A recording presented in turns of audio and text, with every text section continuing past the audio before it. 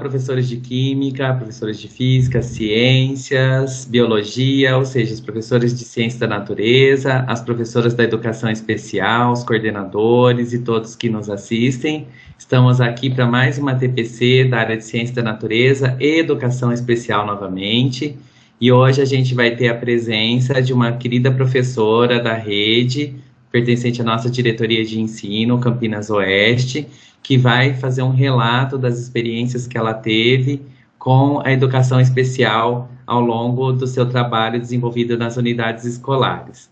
Eu sou Paulo, PCNP de Química, aqui na diretoria de ensino. Bom dia, boa tarde, boa noite. Para quem não conhece, meu nome é Juvenal, estou como PCNP de Biologia e hoje, juntos mais uma vez numa TPC por área, com as participações da professora Brígida e da ETI, responsável pela educação especial. Boa tarde, eu sou a professora Brígida, da área de Ciências da Natureza.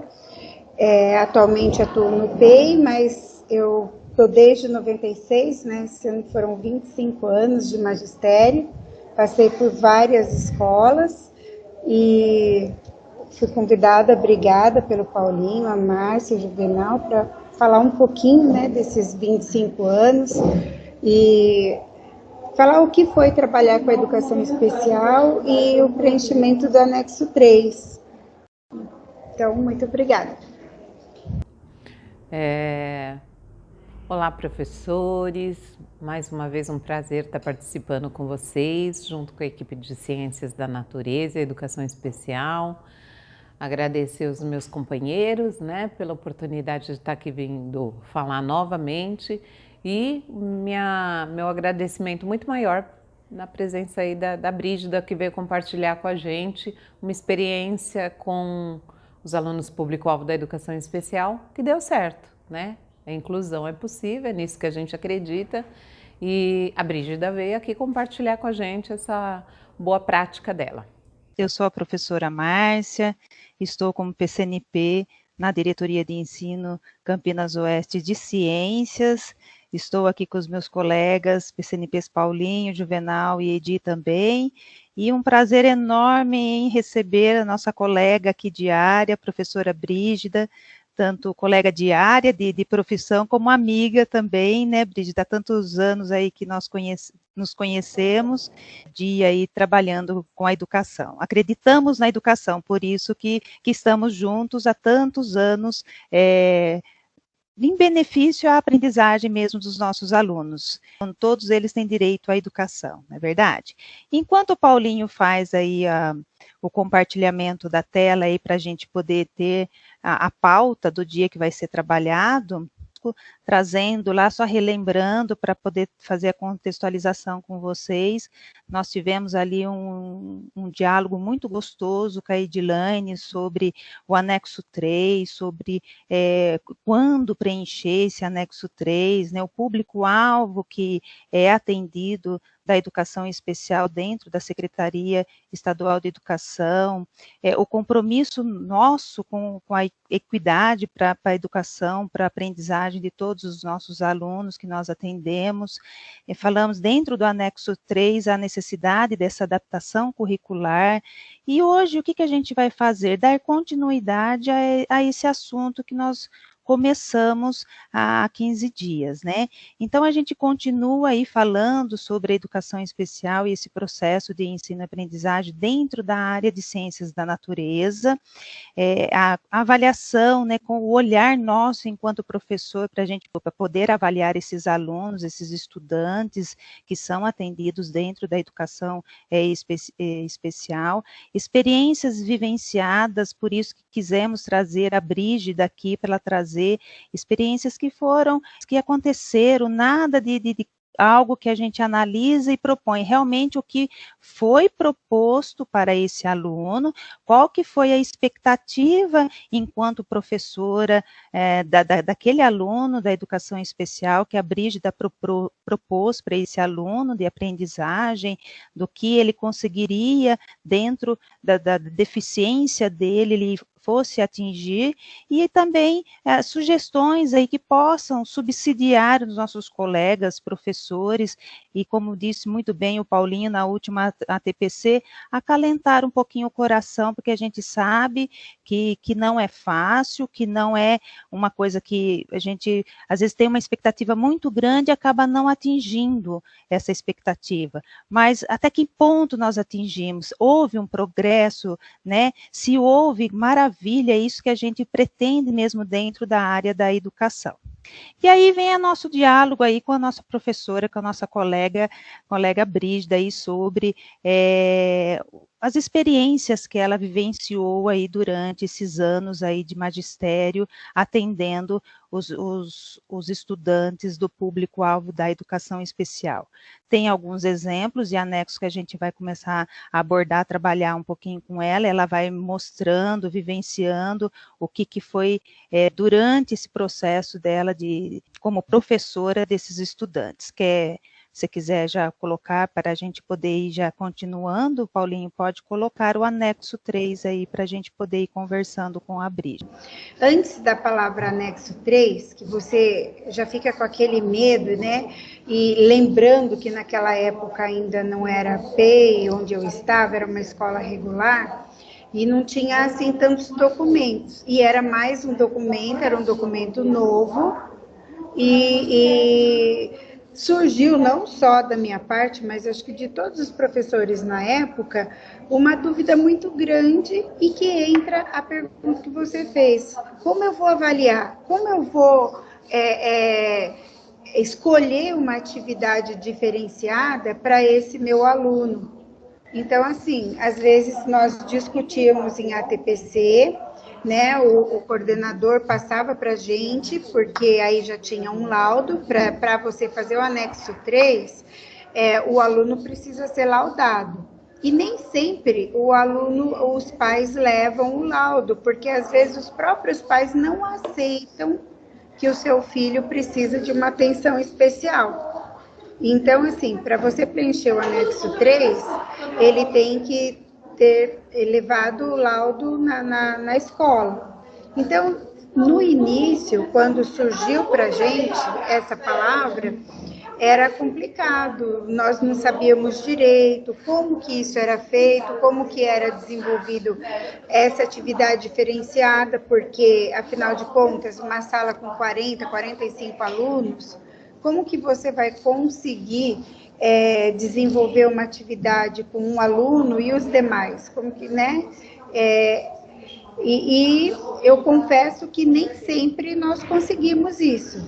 É uma atividade diferenciada, você precisa fazer uma sondagem, saber, né, quais as dificuldades daquele aluno. Tem aluno que chega analfabeto e você recebe já no primeiro ano do ensino médio, e você fala assim, meu Deus, ele não consegue escrever, e como que eu vou ensinar química para ele, né?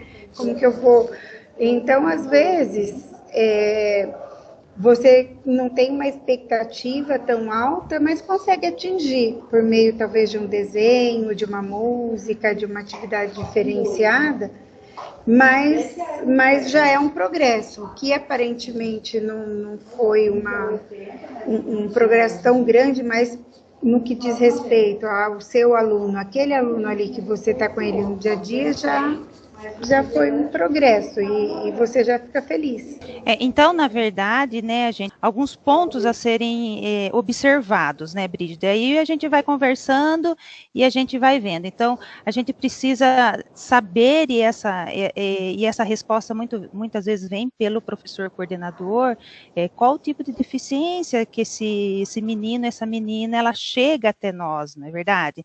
Então, já é o primeiro ponto que a gente precisa saber. Qual que é o grau dessa deficiência? E isso entra também muito no que você acabou de dizer para nós. Assim, eu preciso de uma sondagem, eu preciso de uma diagnóstica dentro dentro do que eu vou trabalhar com os meus alunos, na verdade eu preciso para todos os alunos, né? Não é só para o aluno da educação especial, né? E essa sondagem, ela vai me ajudar, vai me dar o subsídio, vai me apoiar para eu ter o ponto de partida para poder trabalhar com esse aluno. É mais ou menos isso que a gente tem que começar aí a nosso diálogo, a nossa conversa. É isso mesmo? É isso. E esse ponto de partida, eu calculo que seja o laudo mesmo, porque aí a família já vai ter conversado com o coordenador, vai ter explicado, né, qual é a deficiência, se esse aluno tem acompanhamento externo, né, além da escola, por exemplo, quando nós tínhamos alunos com síndrome de Down, então ele tinha um acompanhamento na escola e na APAE. E tem as salas de recurso também, porque às vezes o aluno está na escola e no período oposto ele frequenta a sala de recurso. Então, cada caso é um caso e de cada um a gente tratava de uma forma. É mesmo porque a gente não pode esquecer também, né, que como você bem falou, cada aluno é de um jeito, cada um tem o seu jeito próprio para aprender também, né?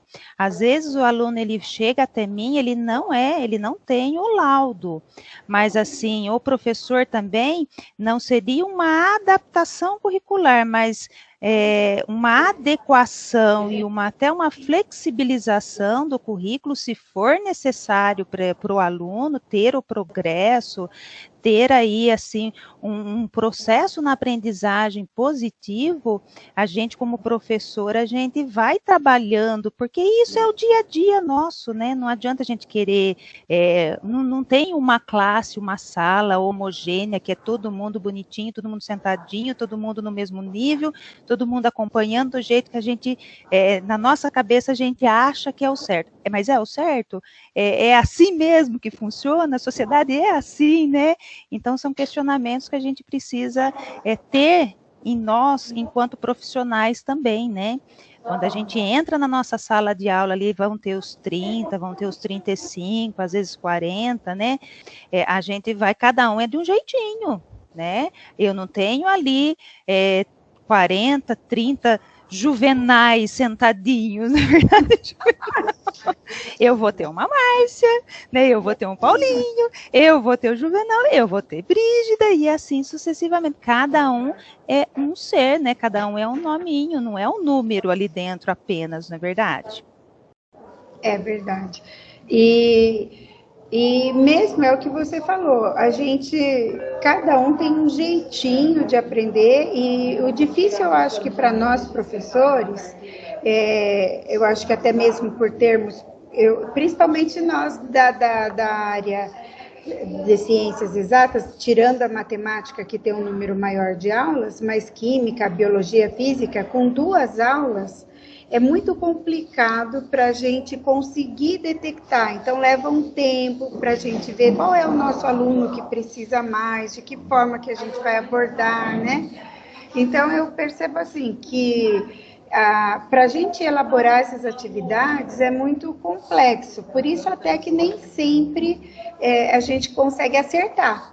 Tem vezes que você cria uma expectativa e você chega lá e fala, nossa, acho que vai ser muito legal, ou deu certo com um outro aluno e vai dar certo com esse, e nem sempre dá, né? Mas, assim, uma coisa que eu acho que ajudou bastante foi quando começaram os cuidadores e também os intérpretes. Eu acho que a partir do momento que eles foram inseridos, a gente consegue fazer um trabalho bacana, porque a gente conversa, a gente tem uma ajuda que vale a pena. Então, quando introduziram esses profissionais, eu acho que ajudou bastante. Certo. Então, assim, voltando à sua fala, após essa avaliação diagnóstica, né, que a gente acaba fazendo, essa sondagem, né, a gente precisa ter sempre, a gente como professor, que toda atividade, todo desenvolvimento que vai acontecendo durante as aulas, né, devem ser pautadas nas habilidades que a gente quer desenvolver nesses alunos.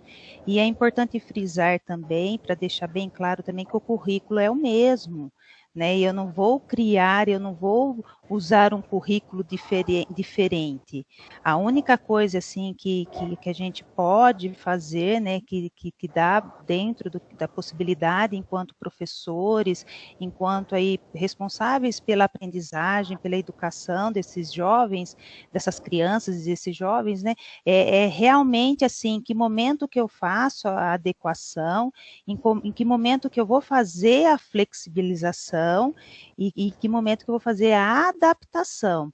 Então, a adaptação, aí sim entra nesse público-alvo aí dos alunos que necessitam do anexo 3, que tem uma angústia muito grande com os professores, meu Deus, o que eu vou preencher, o que eu vou colocar lá?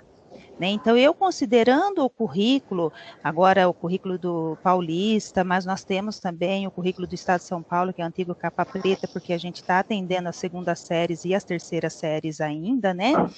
Ele é o mesmo para todos os alunos que nós temos na rede, para todos os estudantes que nós temos na rede. Então, para a gente poder atender o público-alvo da educação especial, a gente faz essas flexibilizações, essas adaptações e até essas adequações do currículo de acordo com a necessidade de cada um. Por isso, dessa importância dessa nossa fala aqui inicial, em relação de eu conhecer, de eu saber desse aluno que eu estou atendendo ali, diante dos demais alunos também. Paulinho, Juvenal, querem comentar alguma coisa? Fiquem à vontade, por favor. Ao encontro do que foi dito na outra TPC, para diminuir um pouco a angústia, a Brígida trouxe isso com bastante propriedade, que é assim, recebi o aluno, e agora, o que eu vou fazer, né? Primeiro passo, esse aluno está ali, eu vou dar aula para ele está inserido numa sala com um monte, eu não vou parar a aula e ficar só com ele o tempo todo, porque eu também tenho que atender todos os outros que estão ali. Então, a Brígida trouxe muito bem isso. O primeiro passo foi, eu preciso entender esse aluno, né? Então, a conversa com a coordenação, a leitura junto desse laudo, igual a Brígida falou, partir do laudo é um bom começo, né? A partir da avaliação que faz, de conhecer esse aluno, porque às vezes o aluno já está na escola, aí talvez até mais fácil. Agora, às vezes o aluno não está, ele surge ali naquele momento e eu vou partir de onde? A Brígida trouxe bem isso daí, desse diálogo com a coordenação e de entender um pouquinho esse aluno que tem laudo, o que está escrito nesse laudo, né? Como que pode ajudar? Eu acho que isso é bem bacana. E outro ponto também é que a gente não pode esquecer que a gente não está sozinho, né? Nós temos outros professores que trabalham naquela sala de aula, que trabalham com aquele aluno, e utilizarmos desse momento de reunião das ATPCs ou numa reunião informal para conversar com os outros professores, se eles enfrentam as mesmas dificuldades, ou que eles possam compartilhar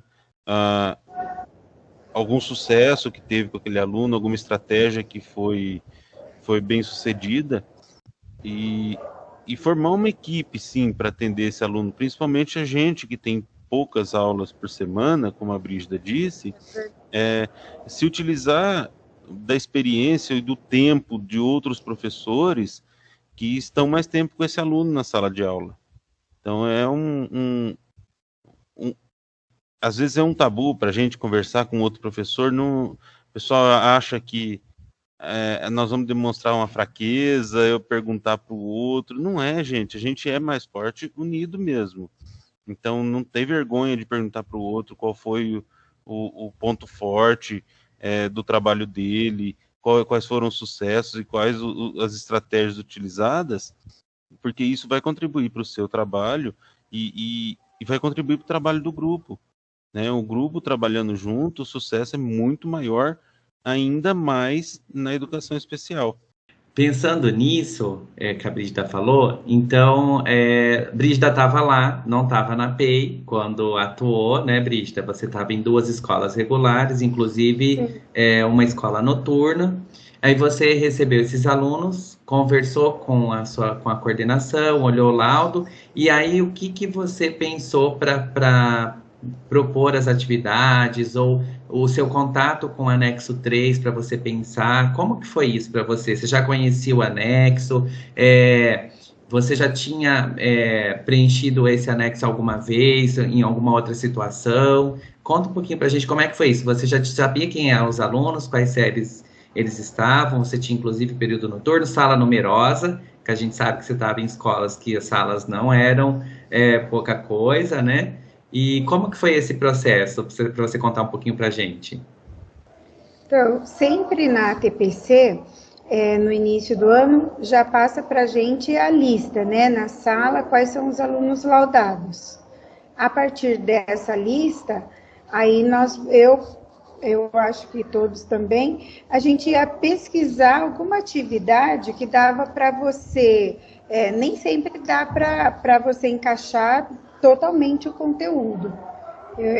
Então, às vezes, eu pesquisava na internet, lia um pouco sobre o assunto e, com relação ao preenchimento do anexo, nós tivemos uma formação em ATPC, onde a coordenadora explicou tudo direitinho, explicou o que era, como preencher, com relação às expectativas, né, se foram atingidas ou não, o que nós esperávamos com aquela atividade. Então, sempre tinha uma formação no início do ano explicando para a gente. E ficava aberto para qualquer dúvida a gente procurar a coordenação. Não sei se eu respondi. Sim, isso demonstra mais uma vez a importância que eu sempre falo que o coordenador pedagógico é o apoio que o professor tem na escola, né? Então, tem que estabelecer essa parceria com o coordenador, né? Para o coordenador auxiliar os professores, sejam nessas formações ou sejam em dúvidas pontuais que vão aparecendo ao longo do percurso, né? Então, o coordenador pode ajudar bastante. Quer que já mostre o anexo? Quer? Eu acho que poderia, né? O da terceira série? O que a Brígida achar melhor. Qual que você quer, Brígida, começar? Deixa eu ver aqui. Pode ser qualquer um, Paulinho. Deixa eu ver. Deixa eu projetar aqui, daí você já olha aí. Tem um da segunda. O experimento, como a gente não tinha laboratório, às vezes eu fazia alguns experimentos demonstrativos, né? E é uma maneira bem legal. Primeiro, porque chama atenção, e segundo, porque dá para você ir explicando de forma que tanto o aluno especial quanto os demais alunos também possam entender. Então, quando você consegue o experimento, ou então alguma atividade mais colorida, mais lúdica, eu percebia que eles faziam com mais vontade, assim, dava para a gente atingir a nossa expectativa de melhor forma. Ele tinha dificuldades, mas ele conseguia acompanhar. Tanto é que a gente olha aqui pelo seu anexo, a expectativa para a sala, né, era que, assim, até quando que um sólido é solúvel em água? E a expectativa para ele também estava nessa mesma linha, né, a única coisa aqui que você deixa bem pontuado, que ele consiga entender melhor o conceito de dissolução, né, que você usa até o termo aqui, dissolução, que ele consiga fazer o entendimento disso. Isso, esse aluno, ele já tinha um nível melhor e ele tinha uma outra coisa bacana. Ele tinha uma amiga que ele gostava bastante, que sentava do lado dele e que, de certa forma, me ajudava na aula, não só a mim, quanto aos outros professores também. Era como se fosse uma colega, uma aluna ali, tutora, para poder apoiá-lo. Isso, tá. Então, assim, ela ajudava na questão da atividade, dependendo da atividade, ela sentava do lado dele, e fora da escola também. Esse era uma coisa que era um diferencial. Então, ela ajudava em todos os sentidos, né? No sentido da aprendizagem e do estímulo também. Então, por isso que ele conseguia acompanhar um pouco melhor. E assim, dentro dessa expectativa que você colocou para ele, ele conseguia 100% ou não sempre ele conseguia, porque o que é nosso diálogo com a Edilane, na última TPC, ela frisou bastante para nós. É assim, a gente precisa pensar assim, na avaliação desse aluno, dentro da expectativa que a gente propõe a ele. Então, se eu coloco uma expectativa X e ele atendeu a essa expectativa de uma forma assim integral, então esse aluno ele não vai ser 5, né? Esse aluno ele atingiu a expectativa que eu, professor, propus para ele. Então, esse aluno vai ser 10, porque eu não preciso deixar 5 para ele porque ele é especial. Lá na sede já está mostrando que ele é um aluno que é do público-alvo da educação especial.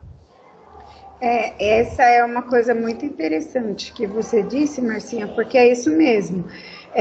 Às vezes, nós temos o aluno que ele tem dificuldade, a gente sabe que tem, mas ele é muito esforçado, ele tenta fazer dentro da limitação dele. É lógico que ele vai atingir um nível diferente dos demais, mas se você já sabe da limitação dele, do esforço dele, você sabe que ele merece muito mais que 5, porque ele fez por onde, né?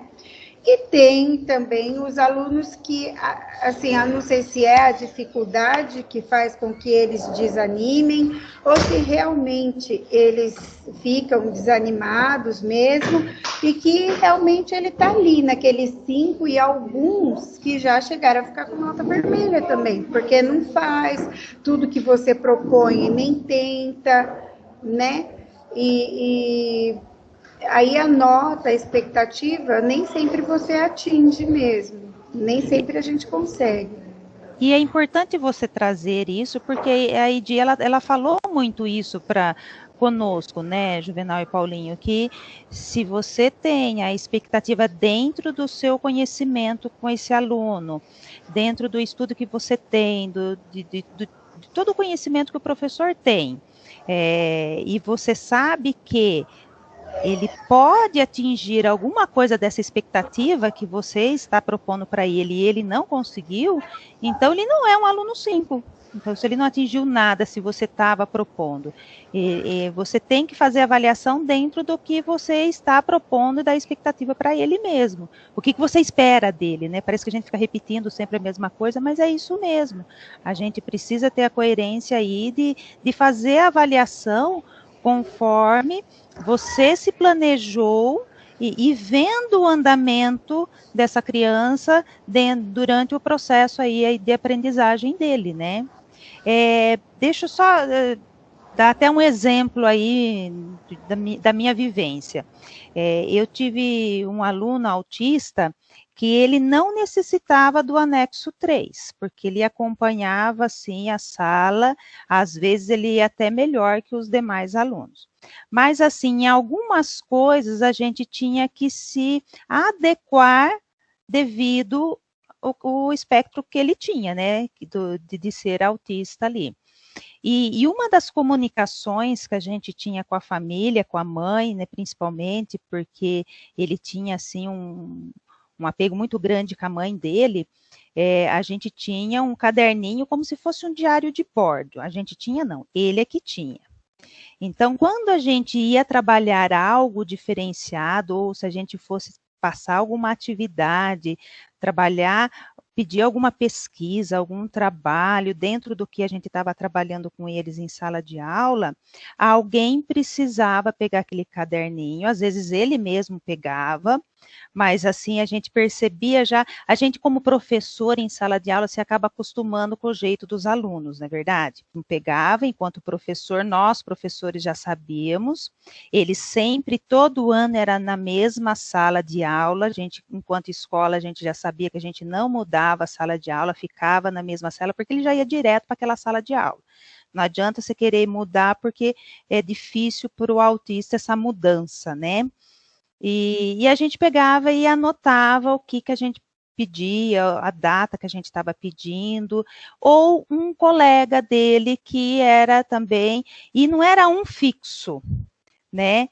Às vezes era um, às vezes era o outro, a gente pedia, olha, fulano, dá para você anotar para fulano de tal para a gente, para ele poder ter anotadinho. Quando anotava era uma maravilha, porque tudo corria dentro dos conformes. Se a gente esquecesse, você acabava fazendo com que ele também se perdesse, porque ele precisava dessa anotação para ele dar continuidade no que você pedia para fazer, daí no caso que eu estou falando em casa, né, não em sala de aula. Então, a comunicação que nós tínhamos com a família, com a mãe principalmente, era esse diário de bordo, ou esse caderninho, que ele tem um caderninho simplesinho, que a gente acabava anotando, olha, a gente precisa de tal coisa, olha, ele precisa fazer tal coisa, e caminhava bem. Em algum momento da sua experiência aí enquanto professora também teve algo parecido? Não? Como que foi com esses alunos que você trouxe aqui para nós, que você trabalhou com eles?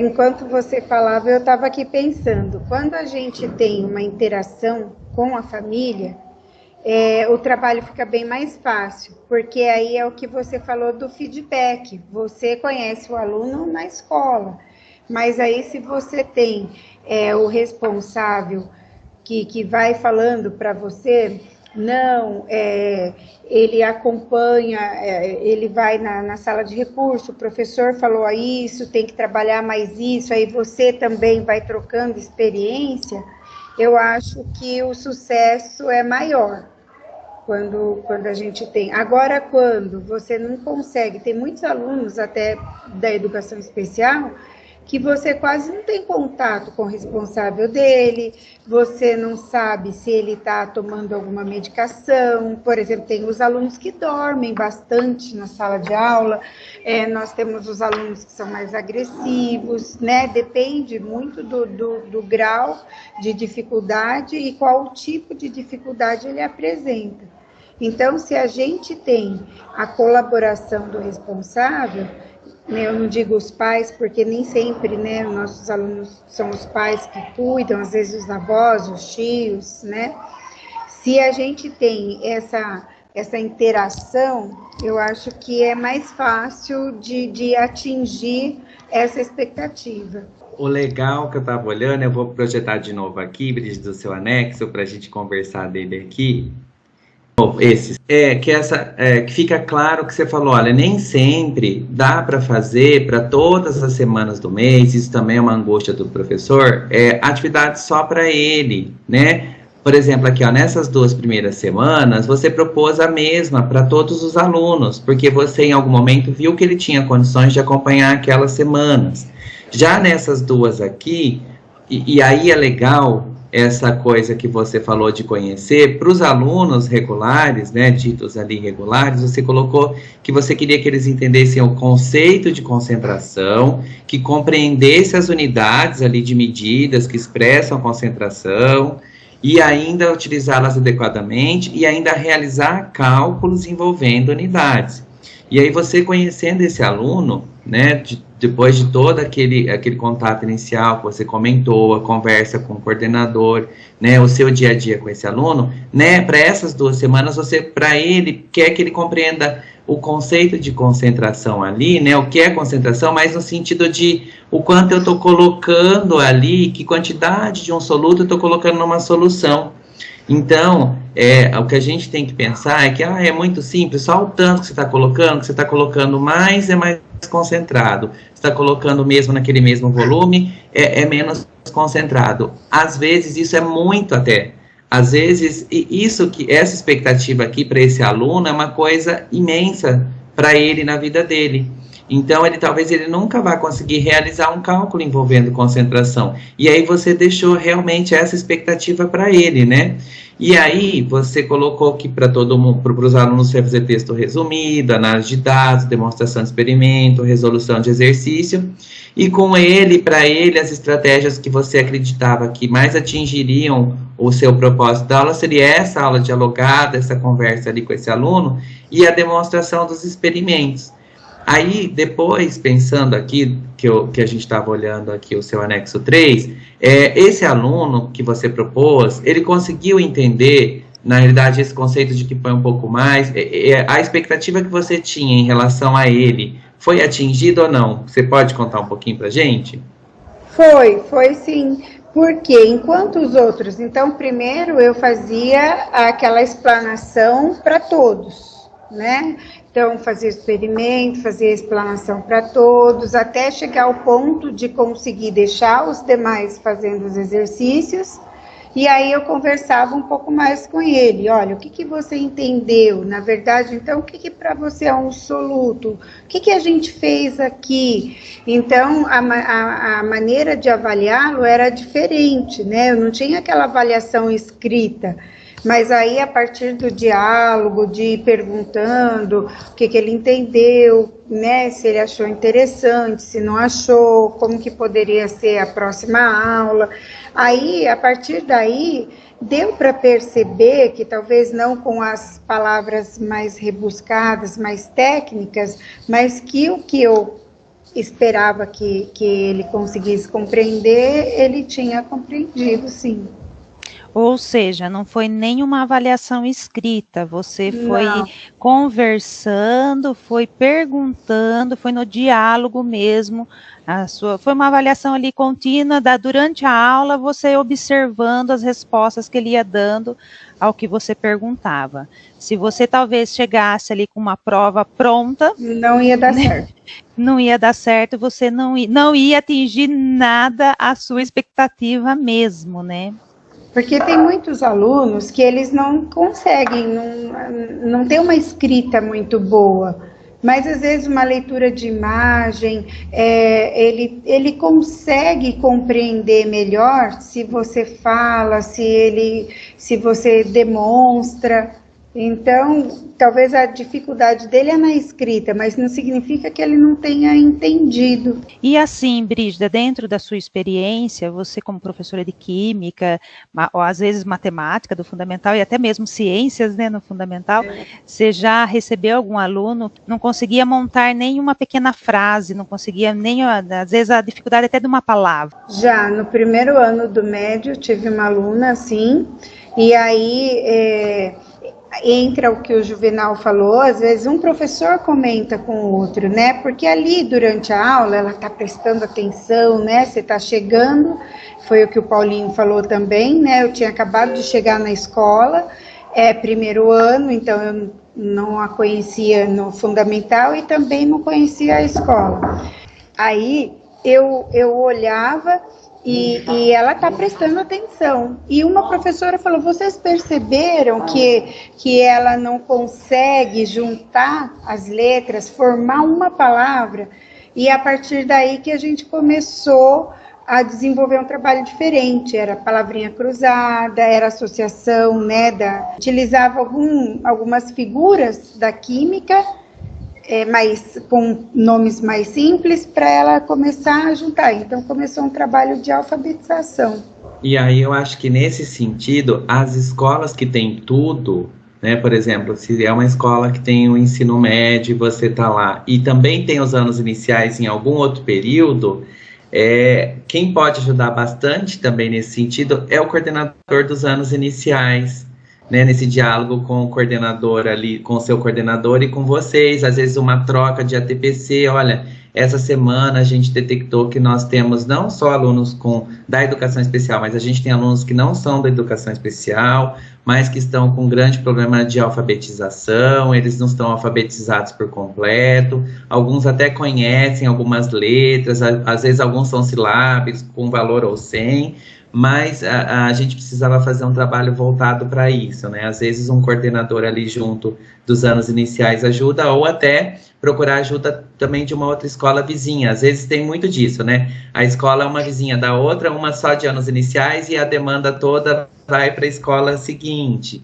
Então, às vezes, esse diálogo também entre as coordenações é interessante para fazer isso, porque realmente, eu falo por mim, PEB 2, né? A gente não, e principalmente quem lida com o médio, que é o meu caso, que eu só posso dar aula de química ou física, a gente não sabe lidar com as crianças, não sabe como lidar. Eu já não sei lidar com as crianças, por exemplo, se eu fosse pegar um 6º ano hoje, eu passaria muita dificuldade.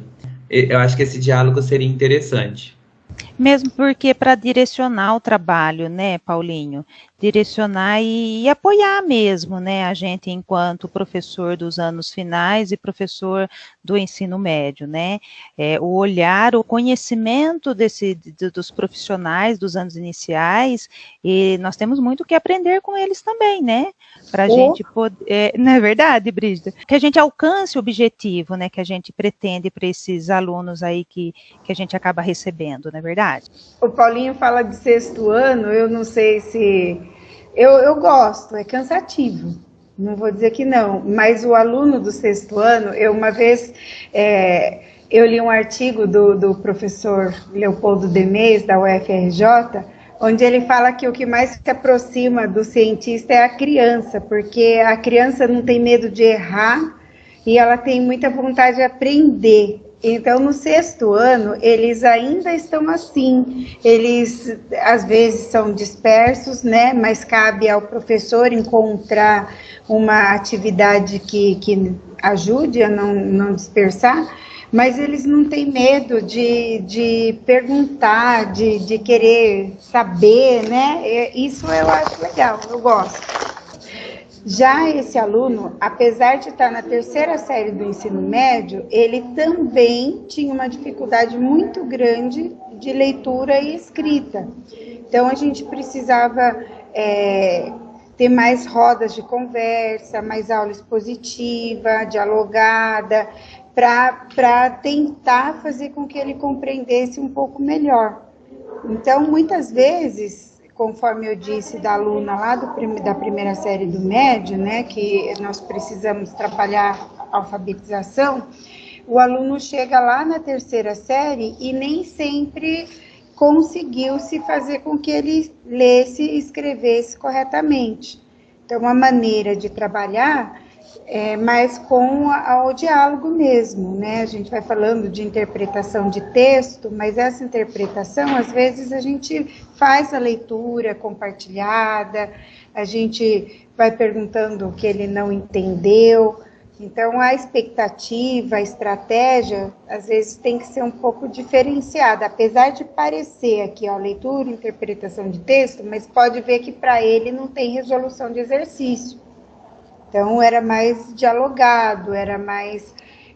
aqui, a mesma coisa, a resolução de exercício, para ele, era mais a aula expositiva.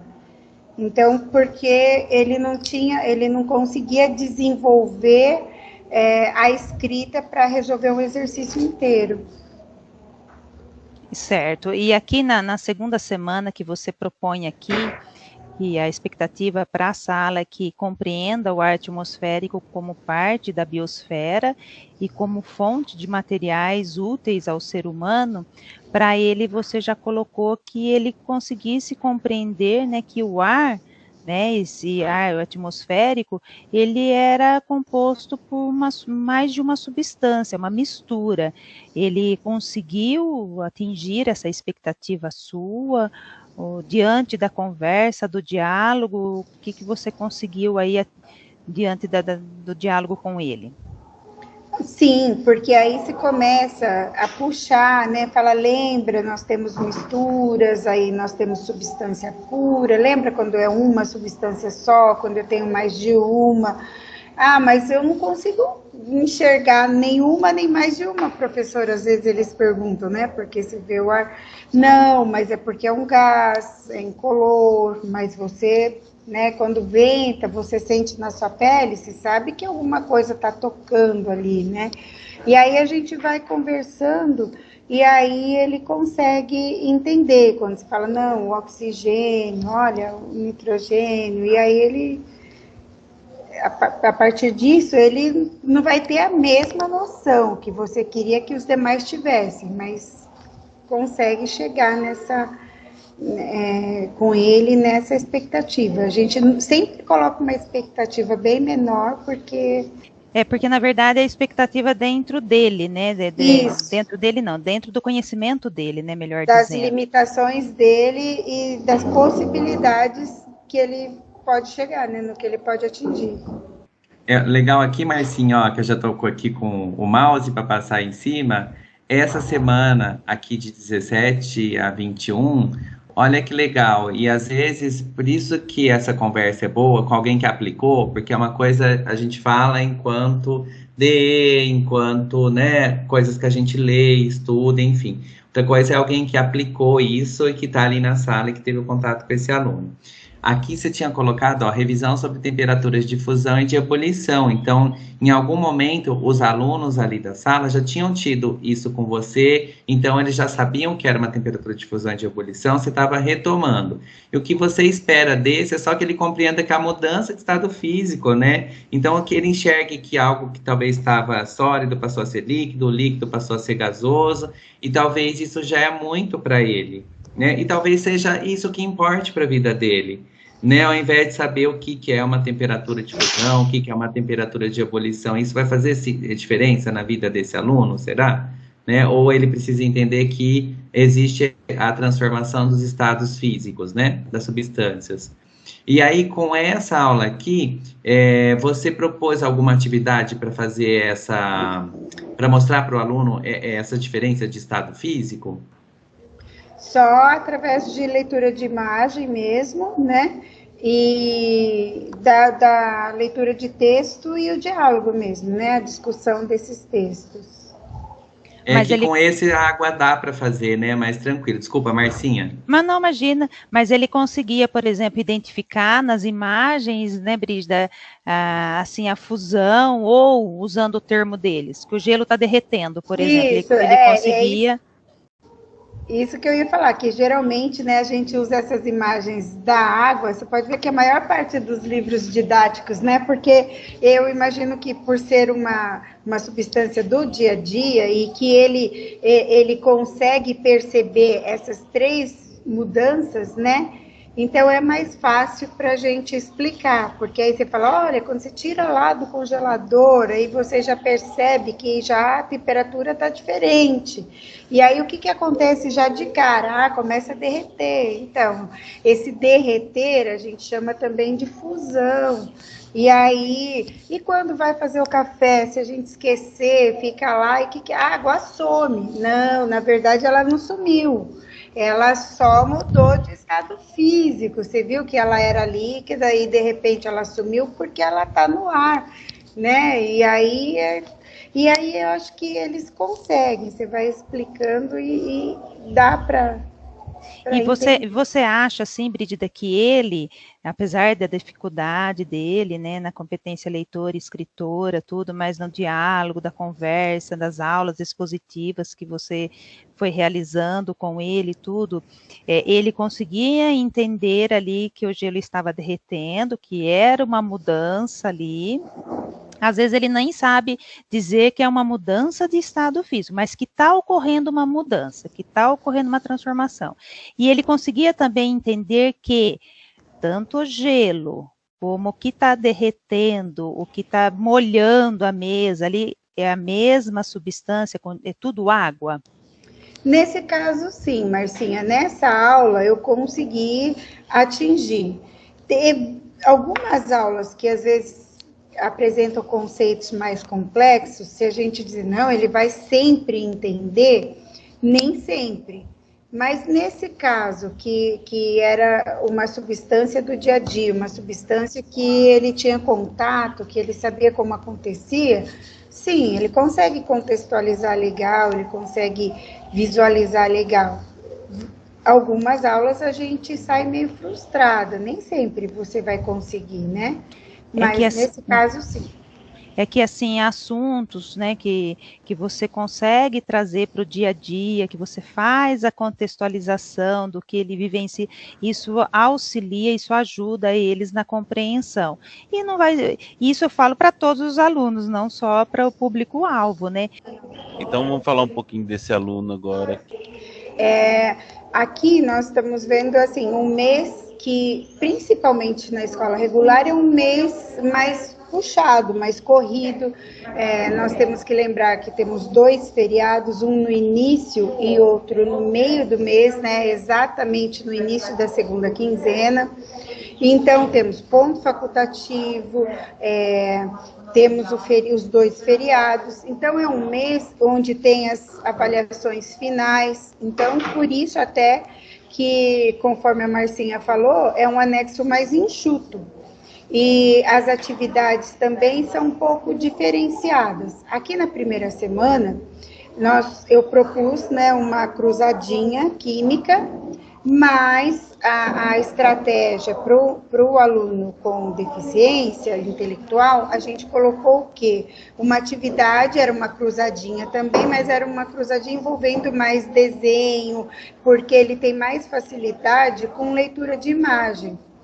Então, já mais para o final do mês, a gente já tinha a semana de prova. Essa semana de prova era meio que uma semana de recuperação também, porque a gente estava a caminho do fechamento do bimestre, para dar início à primeira semana de dezembro, que geralmente era uma semana de recuperação. Uma recuperação não só do bimestre, mas também para dar chance para aqueles alunos que por algum motivo ou outro deixaram de realizar atividades nos bimestres anteriores, que tiveram muitas notas vermelhas, né?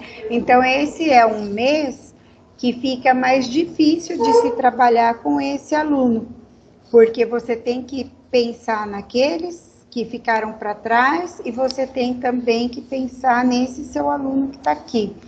Então, por isso, essas atividades mais simples, né? Mas não por isso deixaram de ser uma atividade que valeram a pena. E a gente não pode esquecer também que as atividades simples ou não, elas dependem do grau de deficiência do aluno e o que você espera que ele cumpra, né? Dessa atividade que você preparou para ele. E a essência é essa, porque muitas vezes a gente deixa de fazer, ou tem medo de fazer, preencher um anexo 3, por causa das atividades. Como que eu vou justificar uma atividade tão simples assim? Você vai justificar pela deficiência que seu aluno tem. E é um documento, é um registro que você tem que dá o aval para que você trabalhe essa atividade. Não é um caso de chegar para um atendimento para um aluno com necessidade especial, como eu já acompanhei as meninas de educação especial, e a menina ter um caderno, pasmem, mimeografado, com vários desenhos mimeografados que ela ficava pintando só. Então não tinha nem uma proposta pedagógica, aqueles desenhos, eram desenhos aleatórios que ela ficava pintando para ficar ocupada na sala de aula. Agora, que fosse um desenho mimeografado, mas que tivesse uma proposta pedagógica nesse trabalho, né? Ela tem que pintar os diferentes estados físicos da matéria, identificando quais são eles e tal, dando um exemplo que foi dado no outro anexo. Ele já tem uma proposta pedagógica nisso. Se ele consegue só pintar e nesse desenho ele consegue identificar os estados físicos da matéria, é um trabalho a ser feito e que a gente pode registrar e deve registrar no anexo 3. Não só para necessidades especiais, né? Alguns alunos necessitam de atividades muito mais simples para que você resgate, faça essa recuperação dele. Mas ele não tem anexo. Ele não tem anexo, registra. Nós temos campos para registrar essas atividades e a necessidade desses alunos para recuperação. Então, não existe atividade que seja simples. A gente registrando, a gente passando isso, o coordenador estando ciente, o coordenador vai ter acesso a esse registro, nós estamos respaldados para o nosso trabalho. Duas coisas assim que eu lembrei, você falando, eu lembrei, Juvenal, é o seguinte, a questão do desenho. Uma atividade que deu certo, às vezes, o aluno não consegue produzir o texto sobre aquele assunto que está sendo discutido. Às vezes, você vai falar, olha, como avaliação dessa atividade, vocês vão produzir um resumo, tal, sobre o que vocês entenderam, e às vezes o aluno consegue desenhar. Aí eu pergunto para ele, eu falo, você pode escolher, para ele não se sentir, porque tem aluno que também, você dá uma atividade diferente, já chegou a acontecer comigo, e a gente fica sem saber o que responder. Por que a minha atividade é diferente da deles? E aí você fica, né? Aí, às vezes, como saída, eu falava assim, então vamos fazer o seguinte, você escolhe, você quer produzir esse texto, quer fazer um resumo, ou você quer fazer um desenho, né, um mapa mental, um desenho do que você entendeu desse assunto. E às vezes dava certo, né? E outra coisa com relação às atividades, que também deu bastante certo comigo, era a gente trocar atividades com os colegas, porque às vezes uma atividade de biologia dá certo para química, ou até mesmo uma de língua portuguesa, você adapta igual a cruzadinha, é uma coisa que é mais, é língua portuguesa? É, mas você pode trazer para química usando os desenhos relacionados ao que você está ensinando, ou você pode trazer, fazer um questionário em forma de cruzadinha. Então, assim, as atividades, às vezes, é o que você falou lá no início, você trocando informação com o colega, e você, às vezes, troca até atividades. Fala, eu dei isso aqui, deu certo, ele deu aquilo lá, deu certo, e a gente vai fazendo uma pasta e você vai tendo um acervo para trabalhar com esses alunos, para montar a partir dessas outras atividades. E essa troca de informações evita até algumas discrepâncias, né, que a gente observa, e observava até quando estava em sala de aula, que é um aluno desenvolver. Hoje nós focamos muito em habilidades, né, e competências, e muitas vezes ele desenvolvia com um professor, ele tinha nas atividades o desenvolvimento de algumas habilidades, no outro professor não. Então hoje, o foco nas habilidades e competências, a gente consegue, através dessa integração ou interação entre os professores, né, diminuir ou reduzir essa discrepância, que muitas vezes um tipo de avaliação não focou muito bem essa habilidade, mas o de outro professor focou e mostrou que ele desenvolveu, você pode muitas vezes aproveitar o que foi feito com outro professor ou até utilizar aquela atividade feita com outro professor para reafirmar o desenvolvimento dessa habilidade com o aluno. É importante, muito importante mesmo, além da importância com os outros alunos e mais ainda com os alunos com necessidades especiais. Bom, ouvindo a Brígida falando aqui, e dá uma saudade, né? A gente revê alguns casos também que a gente passou. É legal a gente compartilhar, apesar de que nenhum aluno é igual ao outro, né? Eu já tive vários alunos com deficiências e deficiências. A Edi deve estar brava comigo porque a gente acaba falando aluno com necessidades especiais, não é para falar isso, né? Mas a gente tem esse costume. Eu não peço que não se ofendam quem possa não concordar com a terminologia, e que é o costume, a gente vai se adaptando, né? Às vezes a gente erra na terminologia, mas é com boa intenção, tá, gente? Viu, Edi? Fica brava comigo, não. Eu vou começar assim que eu cheguei na escola, não era nem como professor, tá, gente? Eu não sou público-alvo de educação especial, não fui, mas tentaram que eu fosse, que eu já fui matriculado até naquela antiga sala especial que existia antigamente, porque eu descobri, depois que eu vim para a diretoria, graças a Silvia, que trabalhou aqui com a gente, que eu tenho TDAH.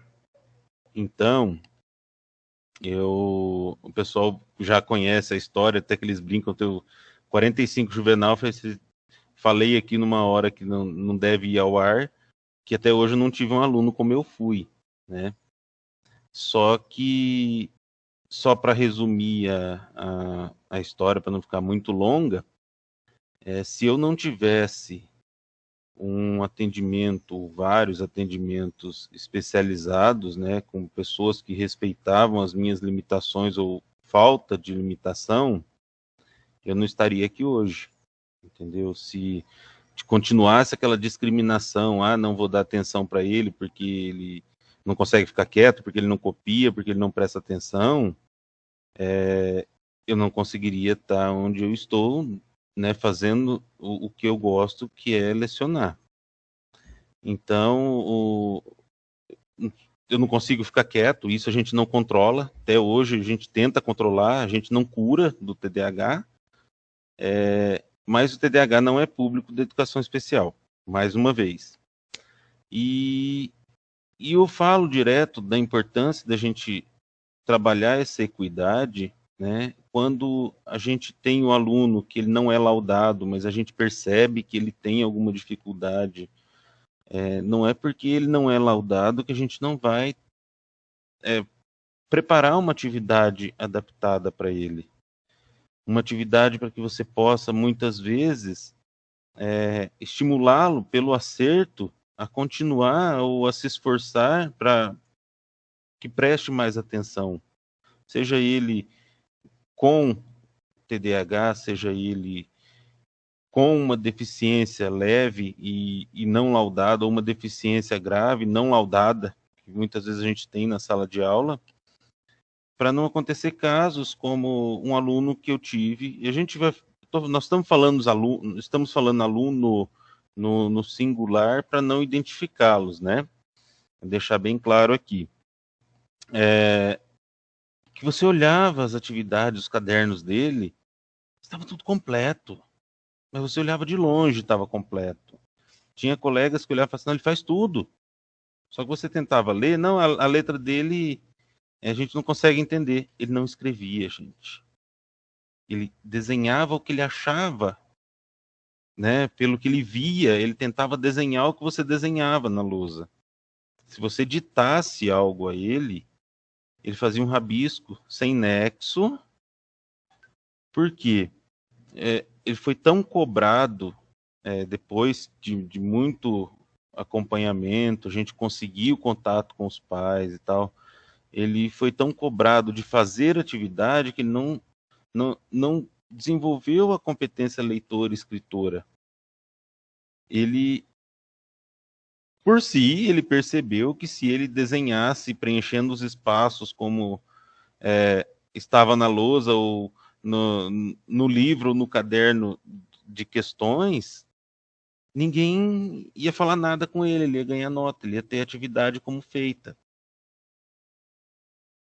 Só que o diferencial dele é que ele prestava atenção no que você falava, ele te respondia, ele interagia com o professor, ele só não tinha a competência leitora e escritora.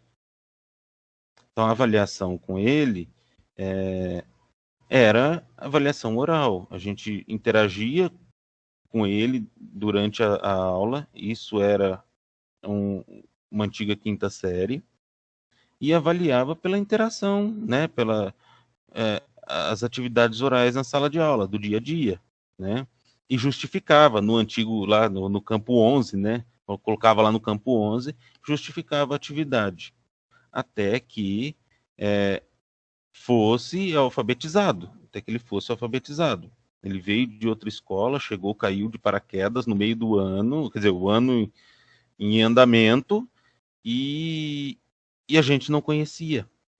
Então, infelizmente, não pude acompanhá-lo, né, porque a gente que é OFA nem sempre consegue pegar na mesma escola, quem dirá a mesma turma, mas eu tive notícias que depois foi feito um trabalho de desenvolvimento da competência leitora e escritora, ele foi alfabetizado e ele pôde seguir, inclusive com laudo, né, seguir o desenvolvimento dele na escola.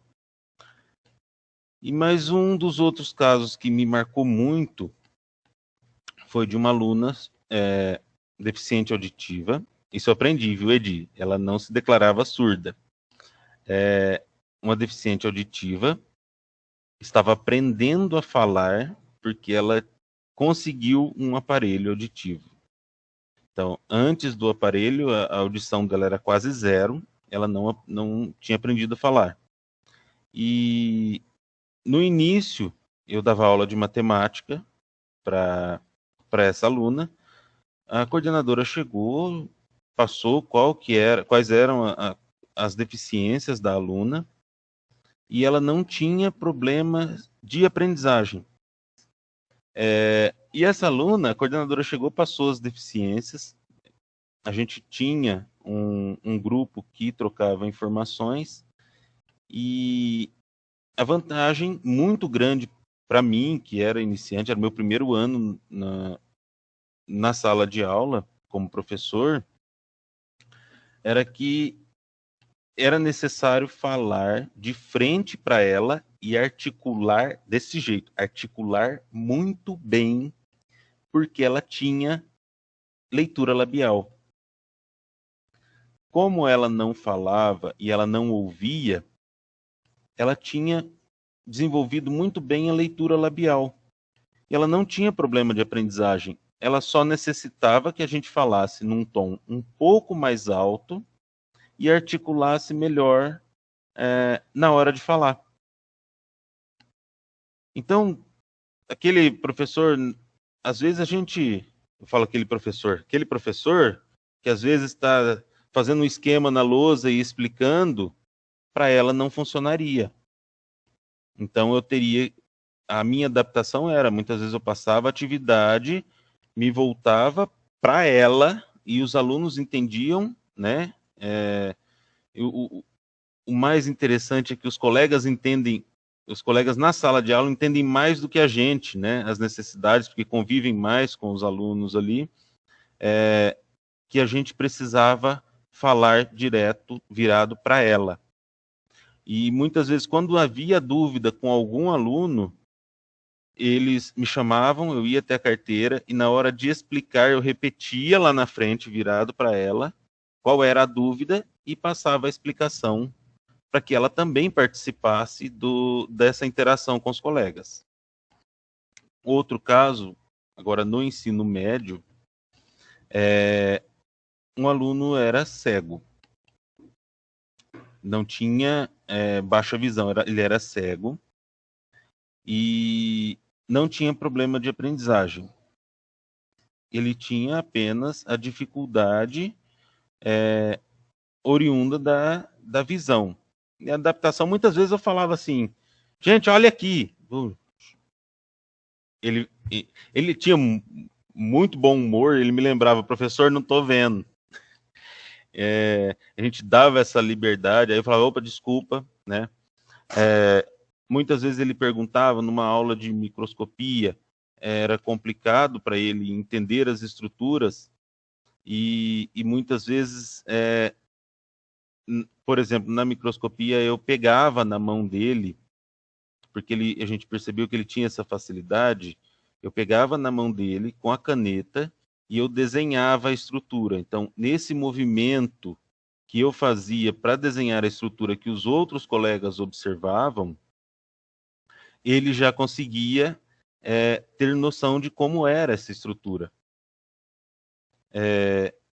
Às vezes, eu fazia um experimento ou algo parecido, eu deixava ele manusear, no caso mesmo da microscopia, quando nós fomos observar a elódia, no microscópio, ele pegou a planta, ele tirou da água, ele viu, ele viu não, né? Ele percebeu, ele tateou a planta, ele colocou na água de novo, ele tateou o microscópio para poder entender como era o equipamento, né? E a avaliação com ele ou era oral, ou muitas vezes, como ele tinha um acompanhamento, ele tinha máquina de escrever em braille, ele tinha acompanhamento com alfabetização externa, eu passava a avaliação escrita, ele levava para a instituição que ele fazia a alfabetização em braille, a professora traduzia para ele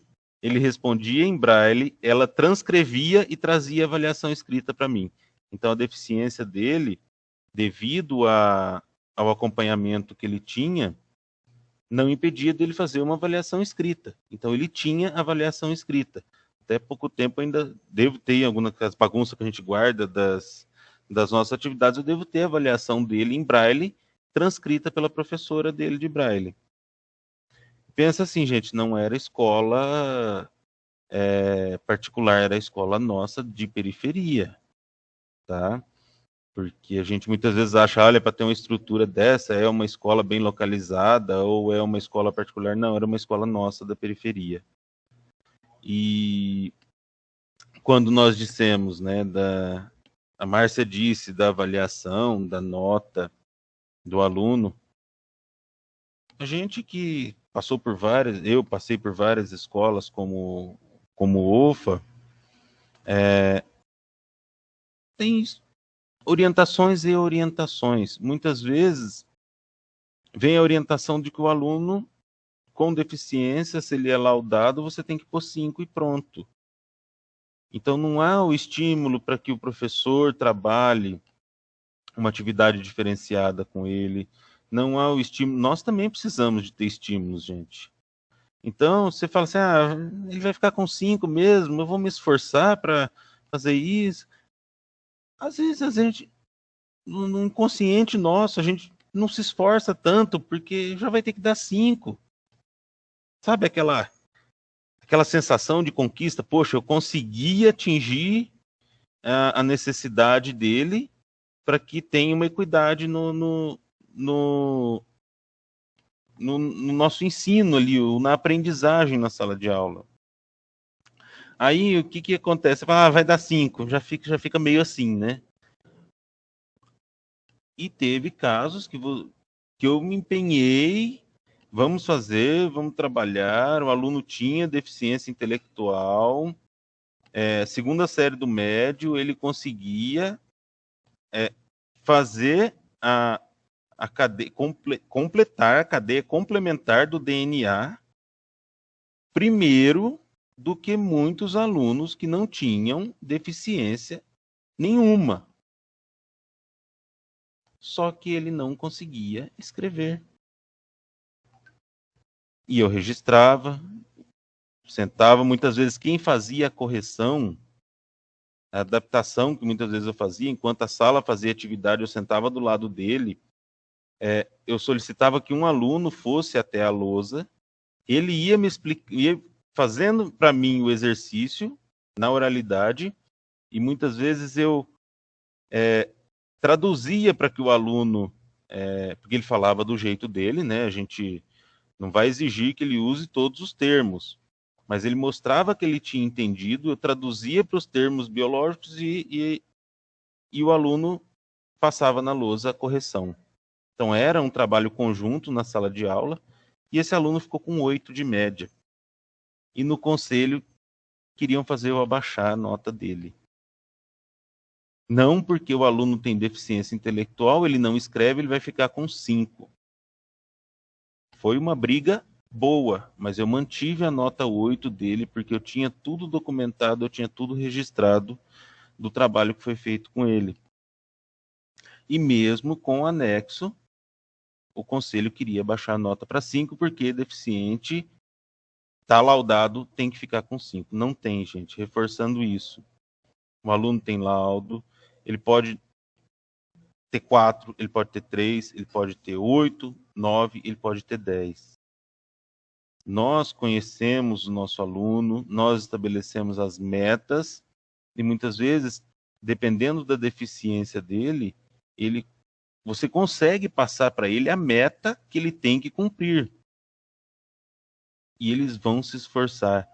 E uma dica, não avalie a conquista, avalie o esforço, que muitas vezes o que você preparou para ele pode não conseguir cumprir, mas o esforço para que ele cumpra aquilo vale muito mais do que você preparar algo que você fala assim, vou preparar isso daqui que ele vai tirar de letra para ele tirar nota.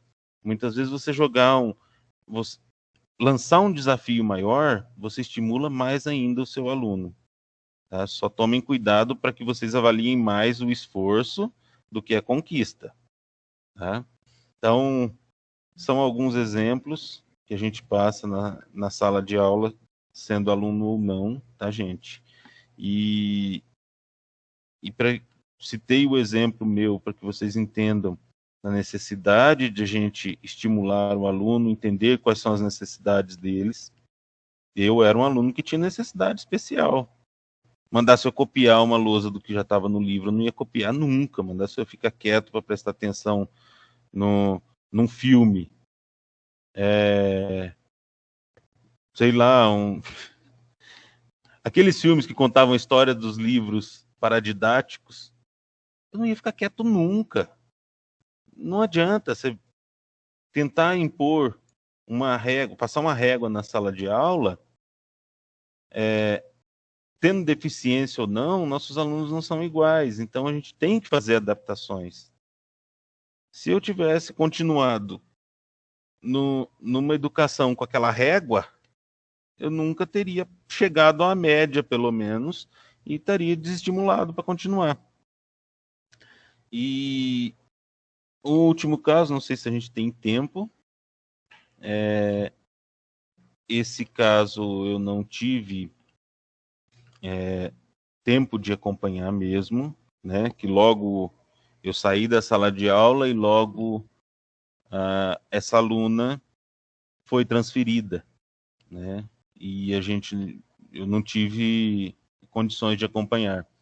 Mas eu já tive uma aluna não laudada com altas habilidades, que a gente também não presta muita atenção isso na sala de aula. Muitas vezes a gente fala assim, esse aluno é esperto, esse aluno é inteligente, ele faz tudo rapidinho, mas a gente tem que prestar atenção quando é muito mais complexo, muito mais complexa a resolução desse exercício, se esse aluno tem ou não uma habilidade, uma alta habilidade, ou, no caso do desenvolvimento de altas habilidades, várias altas habilidades, se ele não é um superdotado. Então, essa aluna, ela ia muito além do que a gente fazia em sala de aula. Tanto que, ao término do primeiro bimestre, que é o que eu fiquei nessa escola, antes de vir para cá, ela já tinha terminado os conteúdos da primeira série, da segunda série e da terceira série do médio para o primeiro bimestre. Então, eu fazia atividade, como eu dava aula no ensino médio, o material do ensino médio estava à disposição na sala de aula, para que ela não ficasse dispersa, procurasse celular, ou terminasse e atrapalhasse outros colegas. Enquanto os colegas faziam as atividades, eu adiantava o conteúdo, o trabalho com as habilidades até e as competências das outras séries com ela. E ela tinha uma facilidade tão grande que, ao término do primeiro bimestre, ela já tinha cumprido todo o conteúdo proposto para a primeira, segunda e terceira série do primeiro bimestre. E não era além, eu indicava pesquisa, indicava sites, e ela vinha discutir em intervalo o que que ela tinha pesquisado em casa. Né? Foi solicitado, não sei como ela foi transferida. Eu saí da escola, ela foi transferida, eu não tenho notícias de como foi, se ela foi laudada, se ela teve um atendimento especializado ou não.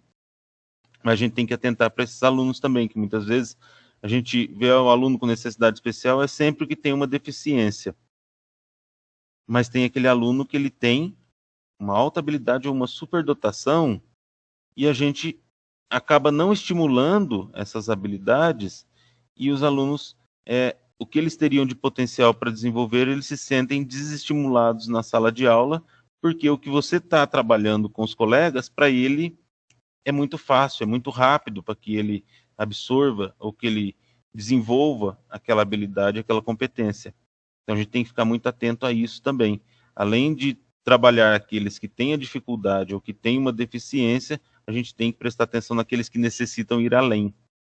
Né? É difícil? É difícil, não é fácil. Mas a gente tem que lembrar que nós somos profissionais e que nós temos outros profissionais para colaborar com o nosso trabalho dentro da escola. Então vamos encaminhando para os nossos finalmente, né, da TPC. A Edi, depois que a gente se despedir aqui, vai fazer algumas considerações finais, né? para as professoras da educação especial. Então, eu quero agradecer, Brígida, imensamente por ter aceito o convite de vir falar com a gente. O pessoal comentou bastante no outro vídeo, né, sobre a importância desse assunto. Alguns até colocaram, mas a gente faz isso, né, sempre.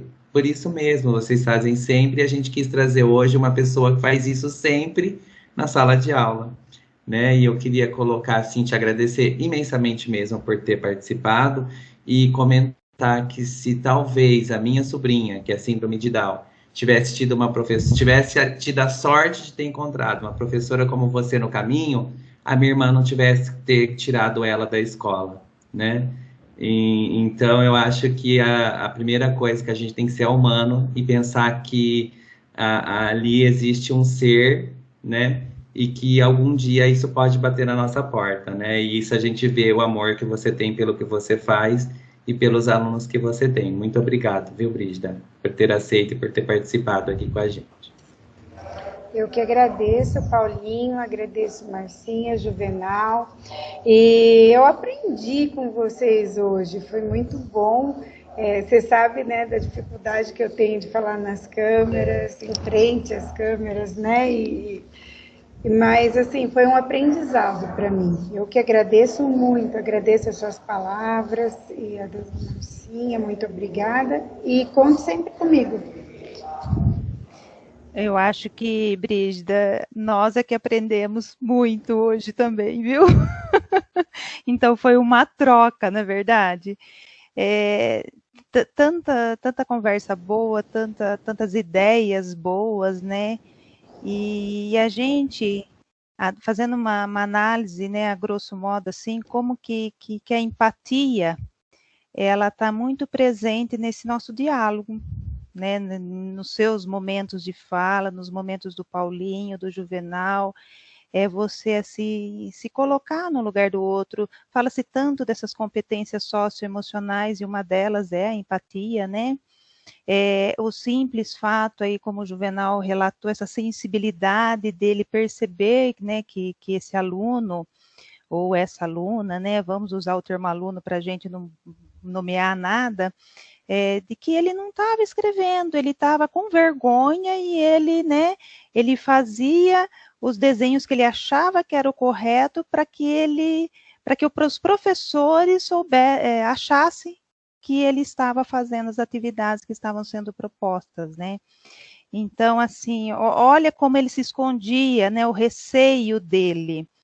E a partir do momento que se constatou isso, e só na conversa, no diálogo, como às vezes a avaliação num diálogo ela é tão fundamental e tão importante que você consegue verificar que o aluno ele está ali, sim, ele está assim participando, ele está ali compreendendo, ele está ali tendo um progresso, sim, durante a aula que você está trabalhando com eles, não é verdade? Então, assim, às vezes só do virar e falar para a pessoa, para ela poder entender o que você está falando, né, devido à deficiência auditiva, ou quando tem um aluno com baixa visão, então você tomar o cuidado da sua letra no quadro branco, né, de escrever de uma maneira que ele consiga, não escrever pequeno, às vezes só aumentar um pouquinho já é o suficiente para ele conseguir visualizar os tópicos que você vai trabalhar. Então são pequenas ações. E essas pequenas ações, elas fazem muita diferença para todos os alunos. Não vamos mencionar um público específico, para todos. As pequenas ações, elas fazem diferença mesmo. E como eu agradeço a sua disponibilidade, o seu conhecimento e essa partilha conosco e com todos os professores da rede e da Diretoria de Ensino Campinas Oeste de Ciências da Natureza. Agradeço muito. O Núcleo Pedagógico, a diretoria, a gente agradece muito a sua disponibilidade, você, assim, sair do seu horário de estudo para poder compartilhar conosco as suas experiências vividas, né, melhor dizendo, suas experiências vividas. E agradeço também à Escola Messias, a direção, a coordenação, os demais professores também. Nosso muito obrigada, viu? Foi um prazer, Marcinha. Bom, vou agradecer, né? Já foram feitos todos os agradecimentos à Brígida, à escola, reforço esses agradecimentos a vocês. Muito obrigado a todos pela paciência. A Edi vai fazer a fala dela, como o Paulinho disse, mas já fazer um chamado para a próxima TPC. Algum professor que tiver uma boa prática com trabalho na preservação dos recursos hídricos, nas questões ambientais, entre em contato com a gente, quiser expor o trabalho que foi feito, né, trazer as boas práticas aqui, será uma temática que nós vamos tratar na próxima ATPC. Então, agradeço mais uma vez, agradeço essa equipe excelente que está aqui na minha frente, tirando a hora que o Paulinho ficou me distraindo, que eu estava falando e ficou vendo o que eu estava fazendo aqui, mas tudo bem, né? Faz parte. Espero que vocês entendam a minha deficiência e muito obrigado a todos. Até mais. Vamos encerrar, né? Cheia de emoção. Quando a gente discute educação especial, eu acho que muito aprendizado a gente tem, né? Para mim, particularmente, a oportunidade de estar aqui de novo, ouvir a professora com tanta carga de sabedoria, de predisposição, Juvenal, né? Com a vivência dele, né, como em sala de aula. Então vamos lá, pontuando algumas coisas, né? Eu fui assistindo o vídeo, fazendo algumas colocações, assim, que eu acho pertinentes para a gente estar falando no momento. Uma das mais importantes, que foi muito falado aqui, é a questão do conhecer o aluno, né, da sondagem. A gente dificilmente vai conseguir atingir os alunos de forma satisfatória, seja ele qual for, tá? Porque a gente está falando de todos. Escola inclusive a gente já discutiu. Então a gente só vai conseguir atingir todos os nossos alunos quando a gente conhecer eles de fato, né? A professora Brígida, o que ela fez? Buscou os laudos, né? O laudo é sim um disparador, saber que ele é público-alvo da educação especial, mas eu acho que vale a pena a gente dizer que a gente tem uma diversidade muito grande na escola, na sala de aula, e que a gente tem que atender como educador todos os alunos, independente do laudo ou não, né? Então não vamos colocar o laudo como prioridade. Vamos olhar para aquele aluno que está ali para aprender e a gente que está ali para contribuir, para ser um mediador da aprendizagem dele, tá bom? Gostaria muito de estar falando, outra questão que eu anotei aqui, sobre adaptar, flexibilizar, adequar e atividade diferenciada, né? Atividades diferenciadas são atividades diferentes, e não é isso que a gente quer. A gente quer que a atividade seja dentro do contexto da aprendizagem de toda a turma, né? A adaptação curricular muitas vezes acontece, né? Mas vamos corrigir alguns vícios que a gente tem com relação às nossas falas, né? O Juvenal pediu desculpa aí porque ele usou o termo necessidades educacionais especiais, que foi um termo que já foi usado e hoje não é mais, tá? A gente fala em inclusão e inclusão para todos. Então, só isso, adaptar, flexibilizar é diferente de atividade diferenciada, que eu acho que quem faz adaptação não faz atividade diferenciada, então é só nomenclatura, tá? Ponto de partida é o laudo mesmo, né? Para quem vai preparar um anexo, fazer um anexo 3, uma proposta de adaptação curricular. E o registro de adaptação curricular, aquele anexo 3, ele é sim só para o aluno com deficiência intelectual, ou no caso daquele aluno da Márcia que não precisava, não precisa, mas o autista também. Beleza?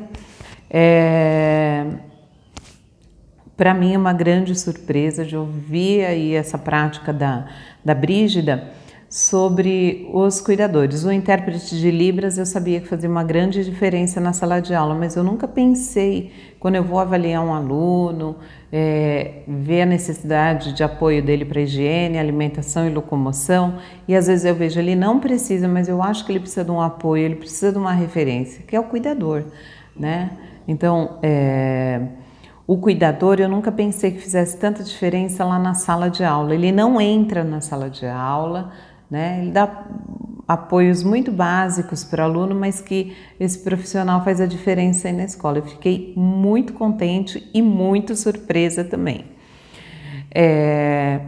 Também se discutiu um pouquinho sobre a fragilidade que a gente tem e o medo que a gente tem do errar, né? É por isso que a gente sempre deve buscar parcerias, parceria com aquele professor que a gente tem mais afinidade, aquele professor mais inclusivo, e levar para os nossos momentos de estudo na escola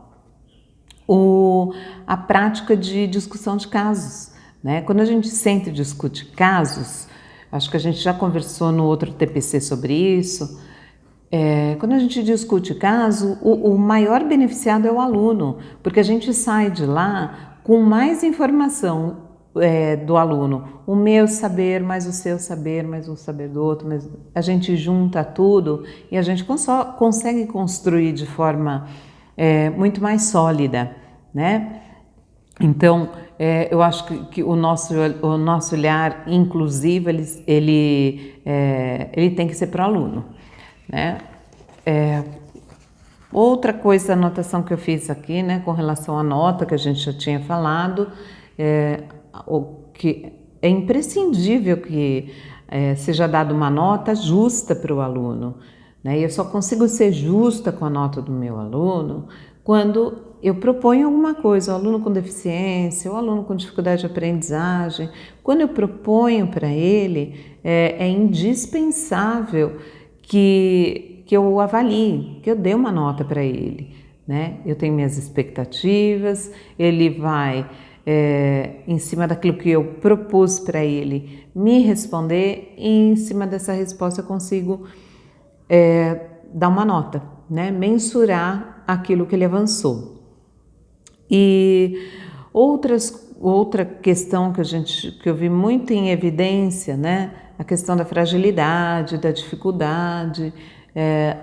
Eu acho que muitos de nós conhecemos as nossas fragilidades. Os nossos alunos, vocês tenham certeza que eles também conhecem as fragilidades dele, né? Vamos procurar substituir essa fragilidade por potencialidade, sempre propondo para o aluno alguma coisa que seja possível dele fazer e desafiadora, né? Sempre aumentando um pouquinho o grau de dificuldade, né? Sempre com um desafio a mais. A professora Márcia falou, né, sobre o autista, né, a adequação para o autista, que às vezes o autista não tem a deficiência intelectual associada e ele consegue se desenvolver o currículo sem grandes estratégias aí para mudança, para adequar, flexibilizar o currículo. Ele dá conta de fazer. A questão do autismo maior é a fragilidade com relação à comunicação e habilidade social. Então, eu preciso, é uma dica, né? Prestar um pouquinho de atenção nas mudanças de rotina. A Márcia coloca muito bem quando ela fala: o meu aluno não precisava, mas a gente mantinha ele sempre na mesma sala, mesmo com a mudança de ano, série. E isso é muito importante para o aluno autista. E antecipar a rotina para ele, né? Amanhã nós vamos no laboratório. Olha, quarta-feira que vem nós vamos no laboratório. Amanhã é quarta-feira, mas não é na quarta-feira agora, é na outra quarta-feira. Amanhã é dia tal, né? antecipar sempre para ele a rotina, para que ele não seja pego de surpresa com relação a mudanças bruscas. Isso ajuda na organização mental do autista e auxilia muito na aprendizagem dele, tá bom? Falamos aí das dificuldades, né? Eu acabei de repetir a palavra fragilidade. Eu creio muito, né, com relação à educação especial, no acolhimento. Eu acho que sem acolhimento a gente fica travado com algumas coisas, né? Eu acho que a gente precisa de alguns disparadores emocionais para fazerem a gente sair do estado de conforto que às vezes a gente fica. E às vezes é uma criança com aquele olhar triste, você conhecer a história dela que te emociona e te faz mudar de olhar, né? Eu acho que a diferença, né? A gente tem um número muito grande nas nossas escolas de tantas crianças, de tantos adolescentes diferentes, é aquilo que faz a gente se desenvolver, né? Eu fico imaginando numa escola onde tudo funciona de forma padrão, né? Isso não existe mais, né? Uma sugestão que eu vou deixar para vocês de vídeo é um vídeo bem curtinho, chama Ex-ET, e é a padronização, né? E para mostrar que a gente é diferente, né? E que ser diferente nem sempre é o ruim, né? É o negativo, é só diferente, tá? Pensei na alfabetização, né? Que a gente fica muito preocupado enquanto escola, aquele aluno não sabe ler, ele está na primeira série do ensino médio, não aprendeu a ler, esse aluno não aprendeu a ler. E a gente está aqui falando de ciências da natureza, né? E eu não sou da área de ciências da natureza, eu sou da área de humanas, mas enquanto eles estavam falando aquele monte de coisa difícil, olhando aquelas tabelas de anexo 3, né, que foram propostas pela Brígida, eu muito preocupada, falando, nossa senhora, não sei isso não, né, uma dificuldade de ler e ir até o final, mas pensando aí, né, na área das ciências da natureza, eu fico preocupada com a alfabetização, mas às vezes não vai rolar, né? A gente não precisa ter expectativas de alfabetizar um aluno de primeira série do ensino médio, se não for o caso, né? Mas se eu estou lá, enquanto professor de química, né, como a Brígida atua, e o meu aluno com deficiência intelectual, ele compreender que, por exemplo, se eu estou com uma frigideira de óleo quente em cima do fogão e se eu passar com uma colher molhada, espirra. E se espirrar o óleo, ele vai me machucar, ele vai me causar marcas. Então, o que esse aluno precisa mais lá na primeira, segunda série do ensino médio? Ele saber que a água caída no óleo quente machuca, né? Ou aprender às vezes a ler, né? Fica propondo atividades de alfabetização para um aluno que não sabe que se ele jogar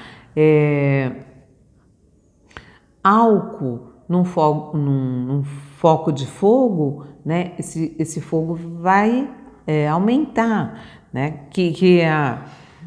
Ele saber que o que alimenta o fogo é o oxigênio, né? Então são algumas coisas importantes, funcionais para ele saber, né? Eu, na minha simplicidade, quando eu penso em adaptação curricular, é justamente isso que eu penso, o que é funcional para o meu aluno, aquilo que para a vida cotidiana dele vai surtir efeito. É para isso que a gente pensa em adaptações, né? Eu vou pensar, lembra que a gente conversou? Para quem que eu vou propor? O que é que eu vou propor? O que é importante? O que é mais importante? Né? O que é importante ele não sabe, mas o mais importante eu vou filtrando para poder adaptar. tá bom? Outra coisa que foi falada muito é atividades fora do contexto, de colocar aluno sentado. Eu acho que deve ainda existir isso, mas de forma muito rara, né? Quando a gente pensa, o Juvenal falou, né, um caso que eu estava na diretoria já, né, e um caso de um aluno que tinha cadernos e cadernos e cadernos de atividade de Turma da Mônica, de desenho de pintura, do Indinho, e de, né, tudo coisas tão fora do contexto ali para, né, os outros aprendendo química, né, e aquela criança ali, aquele adolescente, eu estava acho que no 2º ano do ensino médio, com um tipo de atividade dessa, né? Acho que eu já falei, né, um pouquinho sobre outra coisa que foi falada, né, antes do gatilho emocional, aí, quando a gente que foi falado aqui, do desenho, né, como forma de registrar alguma coisa, em vez de fazer o resumo, você desenha. A gente sempre tem que fazer observações, porque tem crianças que têm muita dificuldade, adolescentes, enfim, e que mesmo com o desenho ele não consegue expressar aquilo que ele está pensando realmente. Eu queria deixar aqui um outro registro com relação a alunos que o Juvenal falou, alunos com altas habilidades e superdotação, né? Esses alunos são público-alvo da educação especial, um diagnóstico bastante difícil, com padronagem, né, de testes, e esse aluno, por ser público-alvo da educação especial, ele precisa também ser atendido. E com ele também precisa fazer adaptação curricular, não a complementar como do deficiente intelectual, e sim suplementar, tá? Eu tenho que contemplar além daquilo que ficaria dentro de um padrão. Mas eu queria encerrar aqui dizendo que hoje foi um dia para mim, tão emocionante, gente, tão emocionante, né? E eu fiquei pensando, ouvindo a Brígida, ouvindo meus colegas, que às vezes eu fico aí repetindo, mas o que é a riqueza da diferença, o que ela faz na gente, nesse universo gigante, que sentido faz um laudo, né? O laudo, ele só serve para a gente poder dar alguns apoios que o aluno não tem. Manda para pai, manda para uma instituição que possa no contraturno atendê-lo de forma mais eficiente, mas, no geral, aluno é aluno e cada um aprende de jeito diferente, né? E não estejam sozinhos, né? Nós estamos todos juntos, a nossa escola não é mais feita de padrão, ela é diferente mesmo, né? E é assim que a gente aprende, e é assim que a gente vai avançar, e é assim que a gente vai construir, tá bom? Eu queria deixar para vocês um beijo, agradecer mais uma vez a Brígida, os meus companheiros de trabalho, Juvenal, Paulinha, Marcinha. Muito obrigado pela oportunidade de estar aqui falando, fechando essa ATPC de vocês, tá bom? Sempre que precisarem, podem procurar, o que eu puder ajudar vocês, tamo junto, tá bom? Obrigada.